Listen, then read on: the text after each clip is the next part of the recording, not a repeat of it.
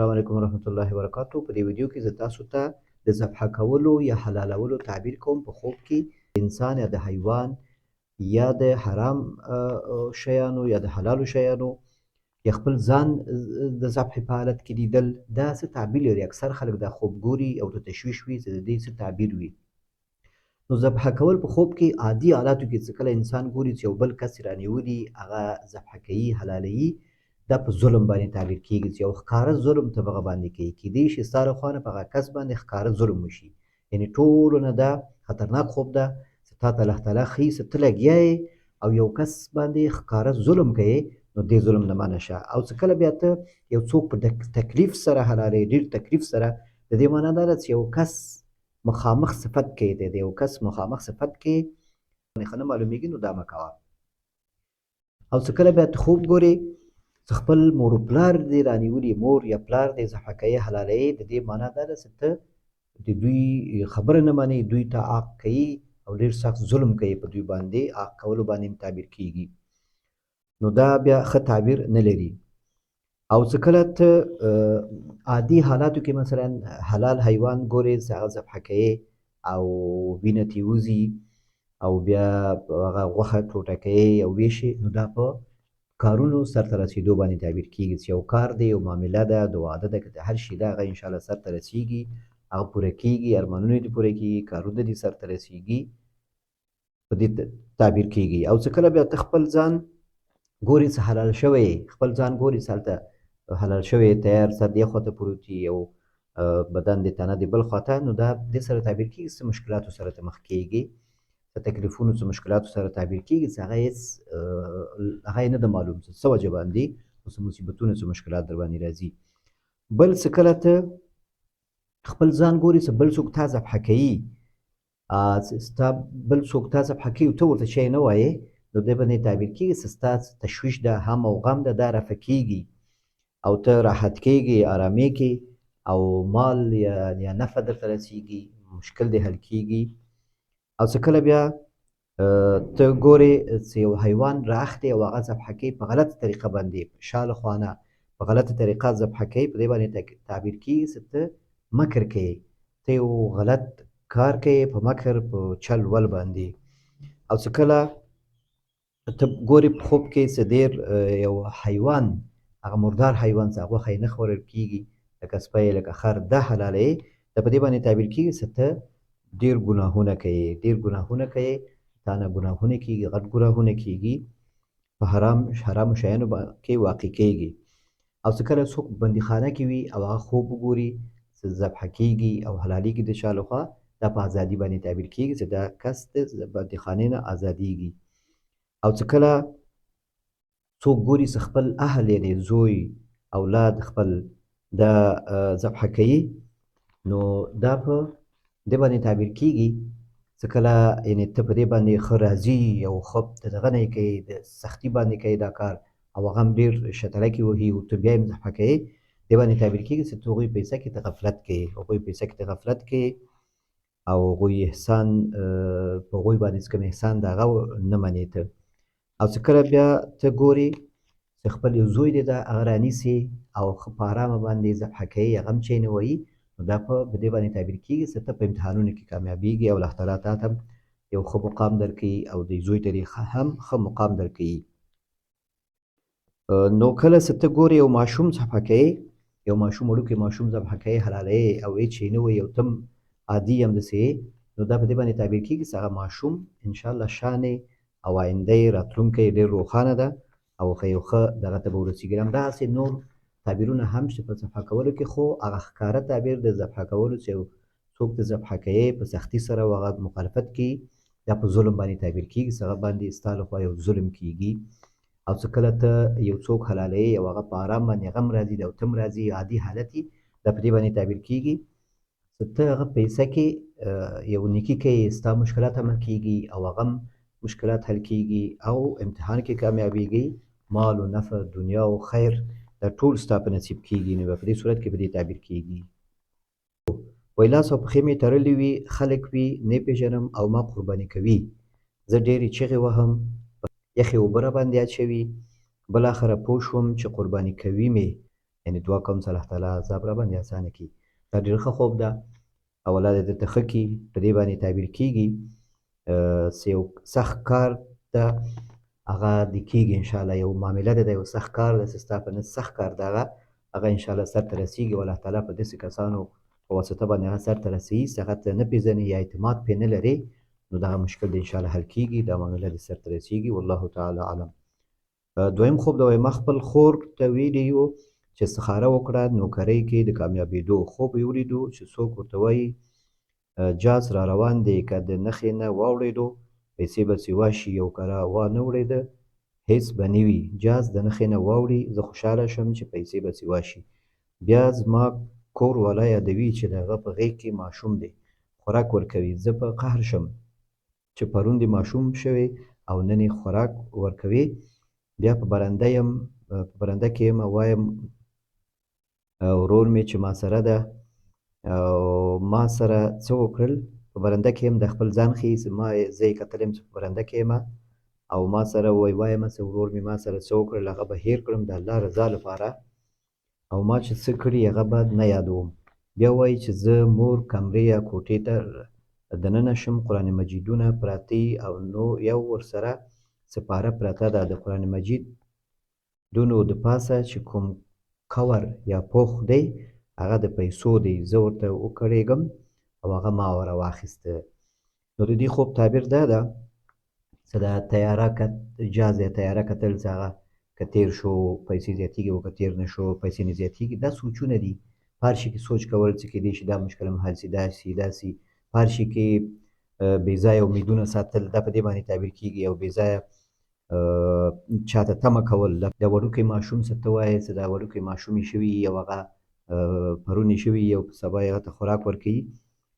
دا په دې باندې تعبیر کېږي چې دا ماشوم چې کله غټ ښکاري تاسو ته، که غټ ښکاره شوي نو تعبیر یې بیا ښه ده. معنا چې کوم تکلیف کوم مشکل دی انشاءالله تاسو ته سخت ښکاري هغه انشاءالله اسانه کېږي. او چې کله هماغسې ماشوم هماغسې وړکي حالت کې دی او خوراک کوي نو دا په دې باندې تعبیر کېږي چې مشکلات به سختي لږ به وي او د رزق کموالی او سختي به وي.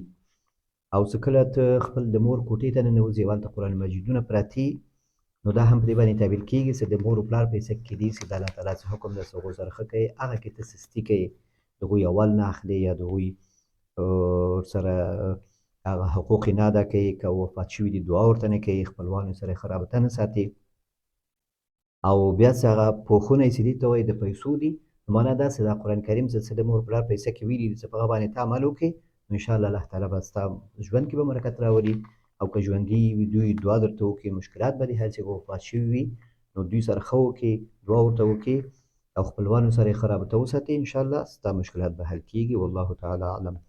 دریم خوب دا وایي د اوبو څاه کاږم، اوبه پکې راشنې شي، زه یم بل ملګری د راسره په دا ریشمه باندې یو بدنۍ یا لوټه هغه کته زړوو، یو وار اوبه نه راخیږي، بیا وړ سطل ده اوبه پکې راوخیږي. زه اوبه وڅښم بیا دا څاه غټه شي، حوض غوندې شي، پاکې اوبه وي، انډیوال مې چې پېژنم یې اوبو ته راولویږي، بیا د اوبه لږ سره خړې شي. تل چې هغه اوبه پکې وي دا ډېر ښه تعبیر لري. په علم باندې په خیر باندې تعبیر کېږي چې ستا نه د کورنۍ د دې دولت نه دی خیر یا علم او نیکي دا خورېږي، خلکو ته ځي او ته کوشش کوې چې همدغه یو خیر بنیاد کېږدې په کور کې، دا انشاءالله ښه تعبیر لري. او چې کله ته ګورې چې هغه ملګری دې پکې وډېږي او بیا اوبه خړ کېږي نو معنا دا څه په دغه خیر کارونو کې نیک کارونو کې چې کوم ته کوې که بل څوک په دې کې ته شریک کوې دغه نیت کې لږ فرق وي نو کېدای شي بیا دغه عمل کې دې لږ فرق راسي. نو ښه دا ده چې هر خیر کار کوې نو خپله یې سرته ورسوې او دې ته پرې نه دی چې څوک مشتبه کس یو څوک چې بیا وروسته کېدای شي نیت یې خراب شي او هغه مشکل پکې پیدا سي، داسې یو هغه ته پرې نه دی او ښه نیت دې صفا کړي، په مصفا نیت باندې خالص نیت باندې د الله تعالی رضا او یو خیر رسول د مخلوق ته هماغه کار سرته ورسوي انشاءالله په هغه کې برکت زیات وي ولو که کم هم وي او ستا وس هم کم وي. والله تعالی اعلم. خوب کې 3 ګوتمې لرم، 2 مې خپلې دي او بله ورسره اضافه شوې وي او که چا ګوتمه وي ما سره هم که چا ګوتمه ده. نو دا ګوتمې په خوب کې ارمانونه پوره کېدل، غمۍ چې کله غمۍ ولري او څومره ښایسته وي څومره واضح وي رنګونه والا معنا داسې ارمانونه پوره کېدل، د واده که مسلې نو واده په خیر کېدل، ښځی کې واده کېدل او اولاد باندې هم تعبیرېدلی شي. والله تعالی اعلم. پنځم خوب دا وایي بابا مې ډېر کلونه کېږي مړ ده، ډېر نیک سړی هم و. همیشه په خوب وینم چې خړ کالي یا جامې په تن وي. بیا دا 2 شپې خوب وینم چې موږ ته وایي تکړه راته تیار کړئ، چای راته تیار کړئ. تکړه هم ورته راواخلو، چای هم ورته راواخلو، نې خوري. وایي سر یې خریلی وي، سر باندې ویښته نه وي. نو په خوب کې څه کله مړی هغه یو شی غواړي، نو د دې معنا دا ده چې هغه ضرورت لري دعاګانو ته، دعا ورته وکړي. دعاګانو ته ضرورت لري، صدقاتو ضرورت لري، او ستاسو دعاګانې او صدقات او د اولادونو چې کوم نیکیانې کوي خلکو سره، هغه درته رسېږي. نو په دې نیت باندې چې دا ثوابونه خلکو ته ورسېږي، نو دعا مو وکړئ، خلکو سره ښه مو وکړئ چې خلک دعا وکړي. او څه کله مړی په خوب کې راسي او خوراک وکړي، دا بیا ښه تعبیر نه لري. یعنې که ستاسو نه دا چای او دا ډوډۍ مړی غوښتی ده، که دا یې خوړلی وای، نو ښه تعبیر یې نه و، معنا یو شی ستاسو نه کمېدل. اوس یې څه نه ده خوړلی، دا ډېر ښه تعبیر لري. ښه شو نه ده خوړلی، په خوب کې ته وایې چې یې نه خوړ، معنا داسې انشاءالله که تاسو څه ویره لرئ، څه تکلیف لرئ، چې کوم شی هم کم سي، کوم شی کوم مریض د څوک وفات شي، نه کېږي انشاءالله. هغه هر څه به خیر کړي، څه مشکل نه پېښېږي. او ته وایې چې خړ کالي په ځان وي، نو که خالي خیرن دې لیدلي وي، دا بیا ښه تعبیر نه لري. معنا داسې هغه څه بعضې مسایل دي، بعضې خلک به ترې خفه وي، بعضې مسایل دي، نو کوشش وکړئ چې خلک ورته دعا ورته وکړي، چې حقوق یې پاتې وي هغه ادا کړئ، قرض وي، نصیحت وي هغه ادا کړئ، چې دی ارام شي. او ته وایې چې په سر یې ویښته نه وي، په ژوند کې د ده ویښته وو او په مرګ چې ګورې د ده په سر کې ویښته نه وي، نو هر تغییر په مړي کې چې راځي، چې هغه ګورې چې هغه داسې تغییر وي چې ته پکې تعجب کوې، د دې معنا دا ده چې هغه حال صحیح نه ده او هغه ضرورت لري دعاګانو ته. دعاګانې ورته وکړئ چې مشکلات یې حل شي او ارام شي. والله تعالی اعلم. خوب مې لیدلو چې زه 2 جلکیانې راشي او نوم باندې راته آواز وکړي او راته وایي چې رسول الله صلی الله علیه وسلم تا ته احوال را لېږلی دی او ویلي چې سورت زلزال د هر آیت پسې زما نوم ولیکه. او زه حیرانه شوم او د دې جلکیانو څېرې مې هم نه و لیدلي.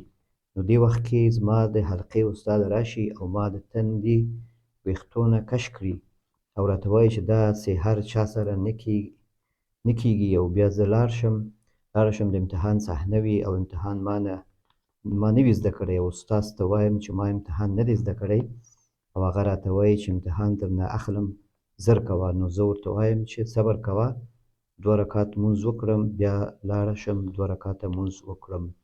نو دا خوب صحیح نه ده. داسې تا ته ویلي دي چې رسول الله صلی الله علیه وسلم تا ته احوال لېږلی دی چې ته سورت زلزال د هر آیت پسې زما نوم ولیکه. نو دا خو داسې یو خبره نه کوي نبي علیه وسلم. قرآن کریم د هغه پوره ده، دې پسې چې نه لیکل کېږي. که دې نه مراد دی یعنې تلاوت کوې نو درود هم ووایه، معنا که څه دعاګانې کوې بیا صحیح کېږي. معنا داسې هغه ته دعاګانې کوې، نو الله تعالی دعاګانې کوي، نو په اول کې ډېر حمد د الله بیان کړه او بیا درود شریف ووایه او بیا خپل حاجت وغواړه.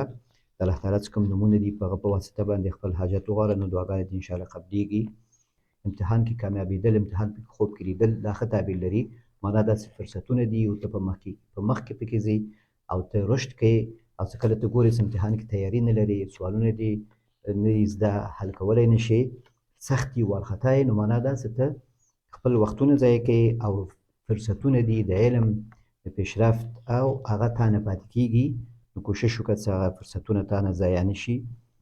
او بیا چې په آخره کې بیا ته وایې چې زه 2 رکعته لمونځ کوم او بیا لمونځ وکړم، دا په دې باندې تعبیر کېږي. دا لمونځ کول چې لمونځ دې که پوره کړی وي، نو کارونه سرته رسېدو باندې تعبیر کېږي. ته به آخر متوجه کېږي ستا کارونه سرته رسېږي، خو ښه دا ده چې دا اوس متوجه شي او دا فرصتونه له لاس نه دې ونه وځي، او کوشش وکړي چې د همدا اوس نه دا فرصتونه استفاده وکړي. نو دا و د نن ورځې خوبونه د تعبیر شو. الله تعالی دې ستاسو د خپلو خوبونو تعبیر واورئ او مطمئن شئ. او خوب چې لیږي هم د واتساپ نمبر کې آواز سره ولیږئ. که غواړئ چې خوب ښه تعبیر شي، پوره اول آخر د خوب، او که نه غواړئ چې آواز هم راشي زنانه یې، نو بیا خوب ولیکئ، پوره یې ولیکئ، وخت یې ولیکئ، څه وخت دا خوب کتلی، او اول د خوب شی ده، آخر د خوب شی ده، څه شي دې چې کتلي هغه باید ولیکئ. خوب کې کمی او زیاتی دواړه ګناه لري، او خوب کې دروغ ویل دا بیخي ګناه لري چې د قیامت په ورځ باندې وایي څوک چې خوب کې دروغ وایي یو شی کموي یو شی زیاتوي نو الله تعالی وایي هغه ته وایي چې اوربشې ورته ورکوي چې دا یو بل سره غوټه ورکړه دې ته نو دا خو نشي کېدی نو دا ډېر ګناه لري ځکه دا د وحی یو جز ده نو په دې کې ملک راځي دا خوب تاته د ملک په واسطه باندې ښودل کېږي نو په دې کې دروغ به نه وایې چی به ترې کمیم نه او چی به پکې زیاتیم نه خوب کې لږه کې شی څه کم شي نو هغه خوب بیا تعبیر کېږي نه اکثر کسان چې هغوی خوبونه وایي پوره پوره یې نه وایي د سوال په شکل وایي نو هغه سره بیا زه به ډېر په تکلیفېږم سوال ترې وکړه او پوښتنې ترې وکړه تر څو ستا خوب واضح شي ټول یې ووایي نو ښه دا ده چې خوب ټول ویل شي کوم ځای نه چې ته ډارېږې هغه م ووایه او کوم ځای ستا ته مهم نه ښکاري ټول باید خوب ویل شي هغه خپل حالت کې ستا کتلي دي نو انشاءالله بیا ښه تعبیر کېږي نو که چینل کې نوي یاست چینل سبسکرایب کړئ لایک یې کړئ شیر کړئ او دا ویډیوګانې یو بل ته ولېږئ دا خیر انشاءالله ټولو ته ورسېږي د چا سوال حل شي د چا خوب تعبیر شي د چا یو تشویش رفع شي نو په دې اجر کې انشاءالله تاسو هم شریک کړئ او ستاسو هر لایک کوئ یا کمنټ کوئ دا ویډیو مهم کېږي دا ویډیو نور کسانو ته 100 کسانو ته ستاسو په یو لایک او یو کمنټ باندې یوټیوب 100 کسه نور پښتانو ته مسلمانانو ته نو دا ویډیو رسوي نو په دې سره دا خیر عام کېږي نو تاسو په دې کې خپل حصه واخلئ او تر آینده ویډیو پورې تاسو په الله سپارم السلام علیکم ورحمت الله وبرکاتو